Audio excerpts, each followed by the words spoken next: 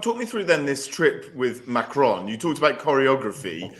There's been a lot of sort of dissection of what happened between the two of them, where they were on this trip together. He sort of took her along after the European Council summit.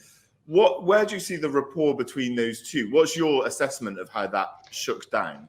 Yeah, well, it's interesting you bring up the Beijing question, because in fact, I think the Beijing situation is a time where her discipline and her kind of command of herself, what she says and how she conducts herself, actually was very handy, because it was in sharp contrast to Macron, who has none of those characteristics. He speaks his mind. Some of what he says is a bit undigested. He then goes back and sort of sends off his minions to tell journalists that they've misunderstood. And the real problem, the real heart of misunderstanding Macron apparently is that, very few of us speak sufficiently good French to understand him or to follow him. So you really saw the contrast. At the same time, it is an open question whether von der Leyen should have gone at all.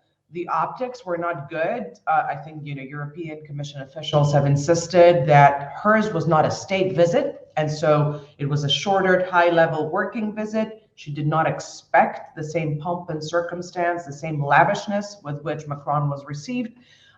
She also had a much tougher message than Macron.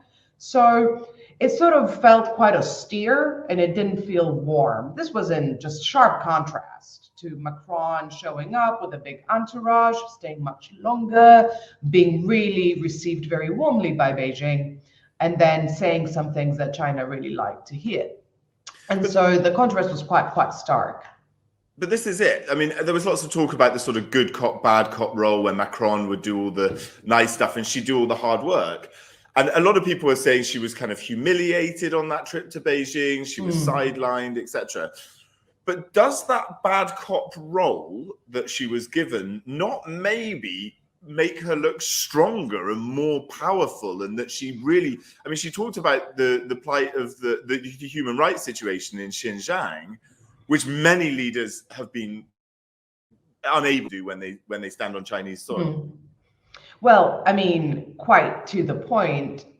However, people will always react differently to the optics of high politics. And I would make the case that actually she came across as disciplined, as having the courage to do a pretty unpleasant job, which is to go to one of the world's biggest centers of power. And after making a fairly critical landmark speech on EU-China relations the week prior, and was able to carry on with her message.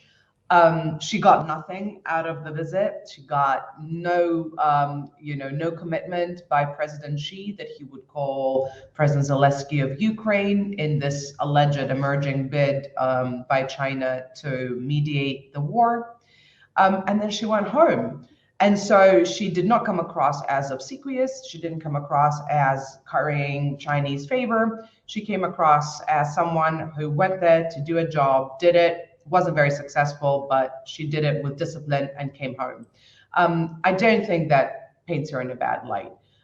Macron, by contrast, came across as someone who went there to cozy up to China, and that is what people think happened. So if that was his goal, then he was successful in achieving it. It hasn't played very well in about half of Europe, but I think that's a risk the French president was prepared to take and doesn't really care about.